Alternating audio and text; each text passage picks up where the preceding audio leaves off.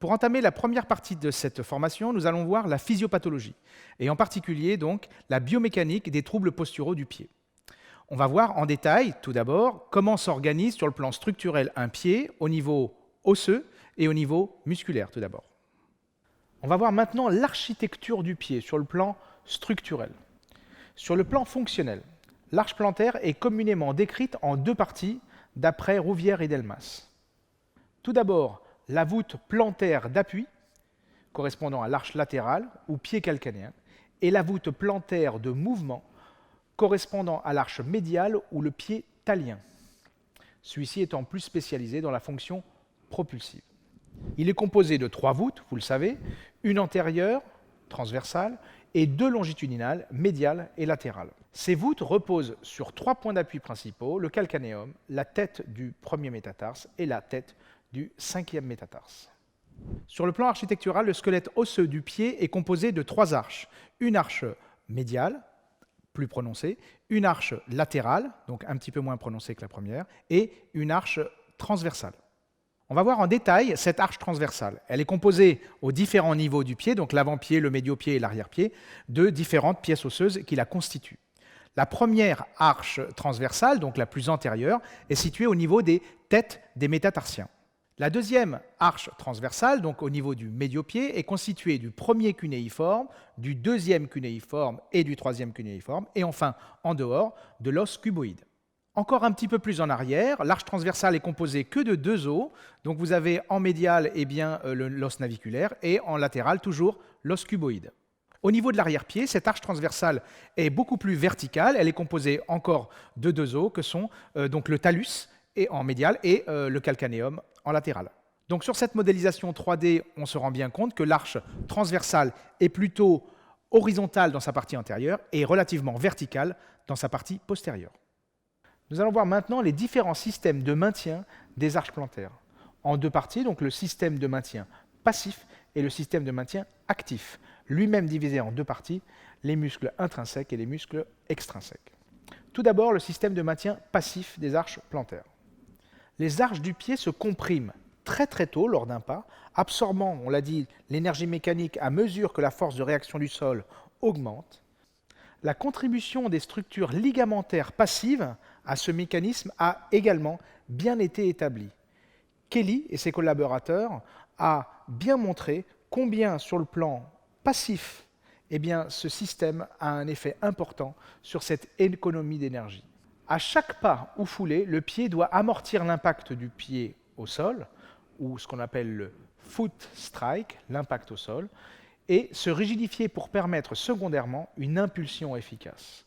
Ce choc est d'autant plus important que le poids de l'individu est élevé et que l'amorti du pied, bien sûr, est défaillant.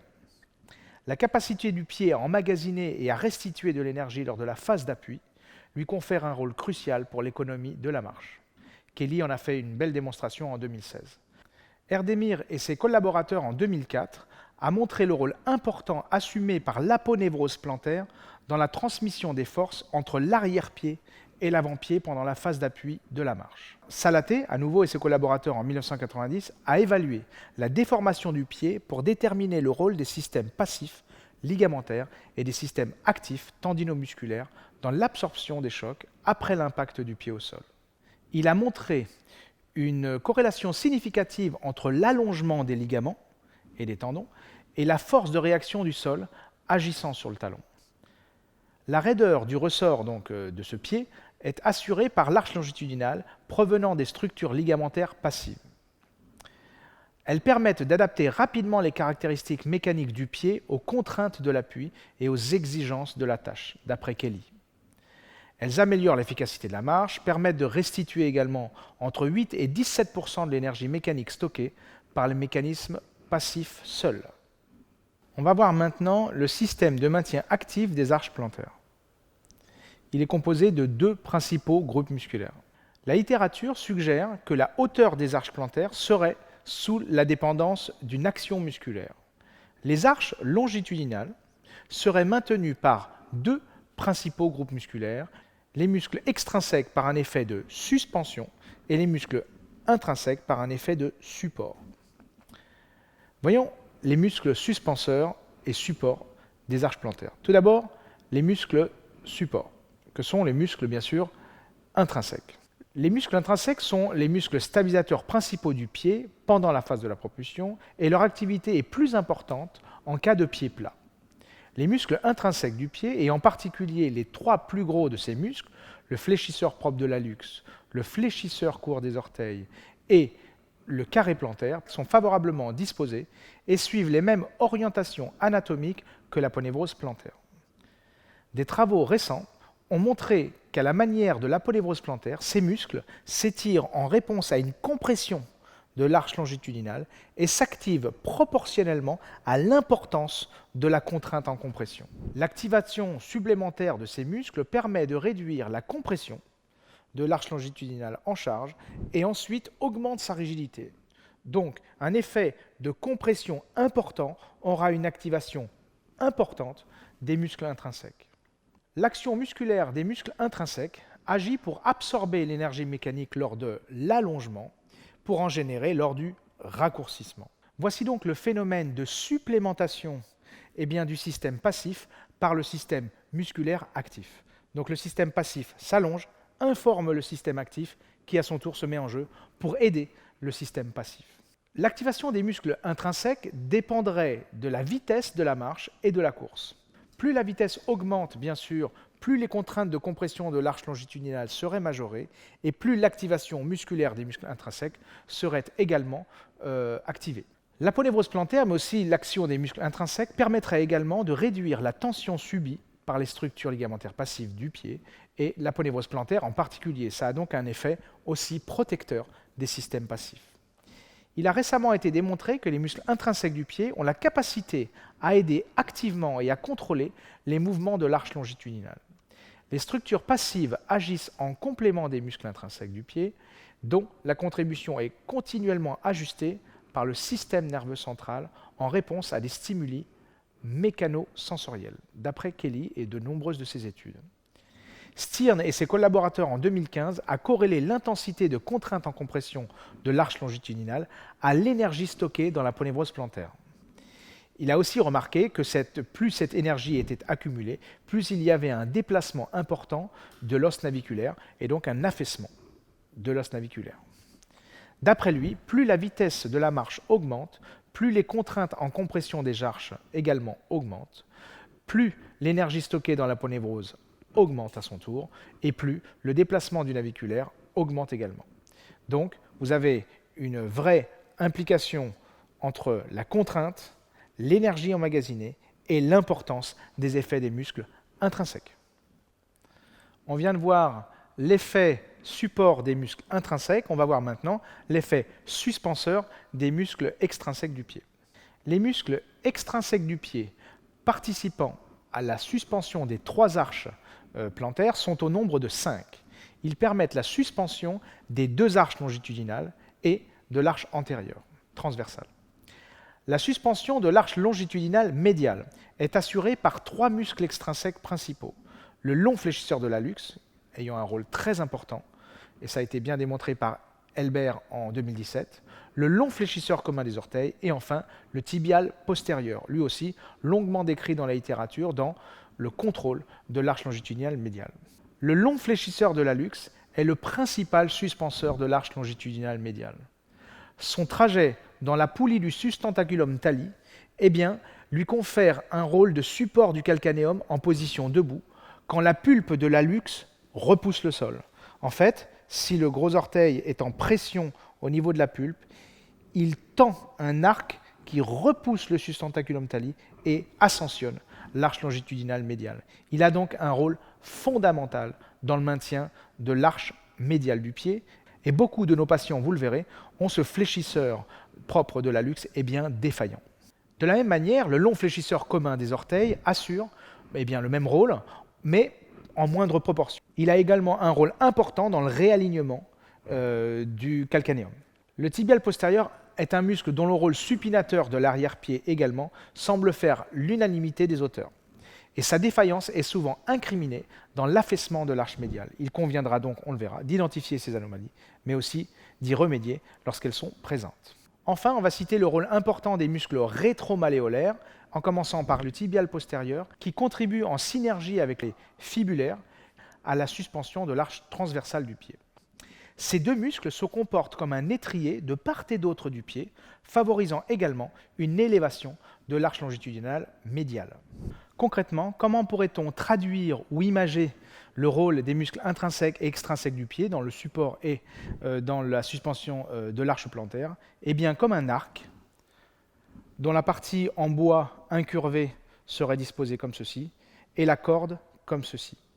Le rôle des muscles suspenseurs tire directement sur la partie en bois, majorant la courbure, alors que les muscles intrinsèques, eux, tendent la corde, eux aussi, permettant de incurver davantage, augmenter la courbure de l'arc.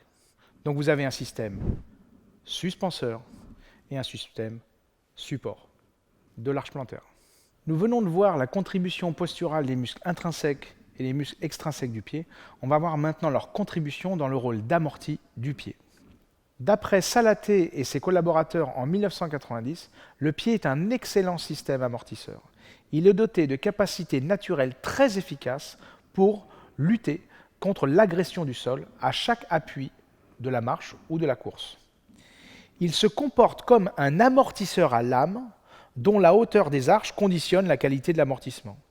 À chaque pas ou foulée, le pied doit amortir l'impact du pied au sol, ou ce qu'on appelle le foot strike, l'impact au sol, et se rigidifier pour permettre secondairement une impulsion efficace. Ce choc est d'autant plus important que le poids de l'individu est élevé et que l'amorti du pied, bien sûr, est défaillant. Ce processus de compression-raccourcissement a été appelé le mécanisme de ressort du pied. Il permet de stocker de l'énergie mécanique, puis de la libérer à chaque contact du pied au sol, permettant d'améliorer l'efficacité métabolique de la démarche. Concrètement, cette énergie emmagasinée lors de la phase excentrique est restituée par un effet élastique lors de la phase de propulsion. Le pied, on le sait, est doué d'amorti, on l'a bien décrit, et son système d'amorti met en jeu différents procédés d'amortissement. Lorsque l'on court, le pied attaque le sol et crée une onde de choc qui est transmise jusqu'au crâne via le squelette. Cette secousse crée un système de transmission d'une onde que le pied est capable d'amortir. Cet amorti met en jeu différents systèmes d'amortissement que l'on va voir dans le détail. Le premier système d'amorti mis en jeu est le capiton plantaire. Le capiton plantaire est une graisse disposée sous le pied dans un sens antéro-postérieur avec des trabés d'orientation disposés pour limiter l'onde de choc du sol à chaque foulée. C'est donc le système premier mis en jeu dans l'amorti. Les muscles de la loge postérieure du mollet, donc le complexe suro-acléoplantaire, et particulièrement le muscle solaire, restituent l'énergie emmagasinée lors de la phase excentrique. Ce sont de formidables amortisseurs en excentrique. Lorsque votre patient heurte le sol lors d'une réception, il va, lorsqu'il attaque de manière normale son pied par l'avant-pied, il va freiner l'abattement du talon par un système excentrique du complexe suro-achyléoplantaire, c'est donc un autre système d'amorti important, et ensuite il va freiner l'avancée du tibia par ce même complexe suro-achyléoplantaire en excentrique. Lorsque cette personne n'attaque pas sur l'avant-pied et qu'elle attaque plutôt talon, c'est une autre technique de course que l'on décrira bien, le système suro-achyléoplantaire se met tardivement en jeu puisque c'est l'abattement du pied par le phénomène excentrique du jambier antérieur ou du tibial antérieur qui va freiner d'abord l'abattement du pied au sol et ensuite le complexe suro-achyléoplantaire se mettra en jeu un peu tardivement pour à son tour créer encore une fois le freinage de l'avancée du tibia. Autre système d'amorti, les arches plantaires. Les arches plantaires, elles sont disposées, on l'a bien décrit, avec une arche et une courbure importante pour, comme un amortisseur à lame, assurer cet amorti. Elles sont donc prévues pour se déformer. Leur système de déformation est programmé pour pouvoir emmagasiner de l'énergie et la restituer lors de la phase de propulsion. Elles sont donc programmées pour se déformer. Elles doivent être hautes et bien malléables pour assurer ce rôle d'amorti. Autre système d'amorti, l'articulation soutalienne. Le calcanéum, par ses 10 degrés de débattement en valgus varus, permet au talus de réaliser un phénomène de vissage-dévissage, permettant justement à ces arches de se déformer. Un patient ayant un verrouillage important de son arrière-pied, et en particulier de sa soutalienne, perdra 80% de son amorti s'il n'a pas retrouvé cette bonne mobilité de l'arrière-pied. Par exemple, une ancienne entorse de cheville, parfois il y a bien longtemps, ayant contribué à un grippage ou une sorte de restriction de mobilité de l'arrière-pied, limitant de manière importante cet amorti par une déformation limitée du pied.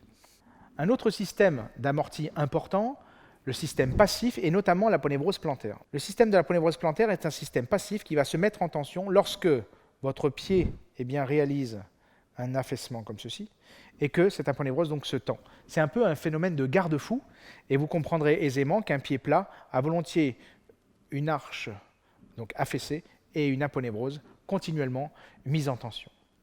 Vous avez enfin un dernier système mis en jeu, que sont les fléchisseurs des orteils, très important également, le long fléchisseur de l'hallux, qui a une disposition avantageuse pour limiter l'affaissement de l'arche, et donc même il contribue à réaliser un varus de l'arrière-pied, puisque son positionnement au niveau du sustentaculum tali lui permet de réaxer le sustentaculum tali et bien sûr l'axe du calcanéum. Ce muscle est fondamental dans le contrôle de l'arche médiale. Autre muscle important, le fléchisseur commun des orteils, qui à peu près présente la même disposition que le fléchisseur de l'hallux et qui en moindre proportion aussi assure le maintien de l'arche longitudinale médiale. On vient de voir le rôle important dans l'amorti des muscles extrinsèques, et bien maintenant les muscles intrinsèques. Le rôle des muscles intrinsèques du pied n'a pas comme effet en excentrique de moduler l'affaissement de l'arche par le travail, comme on l'a dit, sur l'arc lui-même, mais de moduler la tension de la corde de l'arc. Ils sont situés en dessous du pied, bien sûr, et ils sont intimement liés à l'aponévrose plantaire. Dès que celle-ci est mise en tension, ils se mettent en jeu et, sur un phénomène excentrique aussi, modulent son allongement. Donc vous comprendrez que les muscles extrinsèques en excentrique contrôlent l'affaissement de l'arche, et les muscles intrinsèques également en excentrique contrôlent la mise en tension de la corde de l'arc. La principale technopathie du pied est la défaillance de ses capacités d'amortissement, qu'elles mettent en jeu les muscles intrinsèques ou extrinsèques d'ailleurs. De nombreuses pathologies musculo-squelettiques, et notamment microtraumatiques, naissent d'une défaillance de la capacité du pied à amortir. Dans le jargon sportif de la course à pied, on dira volontiers qu'un sportif a un pied plutôt faible ou un mauvais pied. La qualité de l'amortissement actif du pied est variable selon les individus, bien sûr. Il dépend de nombreux facteurs tels que la morphologie du pied, la technique de la marche et de la course, la force des muscles du pied et de la jambe, et enfin de la mobilité globale du pied et de la cheville. L'article de Dixon et ses collaborateurs en 2000 évoque les effets de la surface du sol sur l'intensité de l'onde de choc du sol et l'adaptation biomécanique qu'elle induit chez le coureur. L'intensité de l'impact enregistré n'était pas proportionnelle à la dureté de la surface, puisque certains coureurs parvenaient à maintenir une intensité d'impact équivalente, quelle que soit la dureté du sol. En revanche, les mécanismes d'adaptation correspondant à la mise en jeu des mécanismes d'amortissement étaient pour eux différents. Concrètement, les personnes qui arriveront à maintenir le même niveau d'intensité d'impact du talon ou du pied au sol, quelle que soit la dureté de la surface, auront une parfaite capacité d'amortissement permettant justement une bonne adaptation aux irrégularités, mais aussi à la dureté du sol.